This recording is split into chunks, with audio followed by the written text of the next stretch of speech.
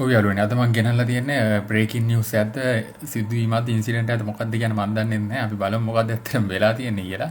වෙලා තියෙන්නේ ඕගොල්ලෝ දන්නවා පහුගිය දවස්වල The Voice Sri Lanka The Voice කියලා අපි යනවා ග්ලෝබල් වැඩසටහනක් යනවා. මේක ලංකාවේ ඉවෙන්ට් එක විදිහට කරා The Voice ශ්‍රී ලංකා විදිහට සිරසෙන් තමයි කරේ. මේකට මේගොල්ලෝ The Voice ශ්‍රී ලංකා කියලා YouTube channel එකක් එහෙම හදාගෙන කරා. මේක පහුගිය ටිකේ හිට් වුණා. මොකද මේ ඒකේ ලස්සනට කට්ටිය ඇවිල්ලා සිං කරා. බොහොම තරුණ අය ඇවිල්ලා මාරම ලස්සන විදිහට සිං කරනවා අපිට දකින්න හම්බුණා. මේකේ ජජ් බෝඩ් එක මේ සෝරි කෝචස්ලා හිටියා, යෝහානි හිටියා, ඊට පස්සේ සංක හිටියා, යසස් හිටියා, අභිෂේක හිටියා, ඔය හතර දෙනා හිටියේ. ඉතින් දැන් පහුගිය ටිකේ මාත් බැලුවා, මගේ යාළුවොත් බැලුවා. මේ ඒ වුණාට දැන් මේ වෙද්දි ඒකේ channel එකක් නැහැ, වීඩියෝසුත් නැහැ, මුකුත්ම නැති තැනකටපත් වෙලා තියෙනවා.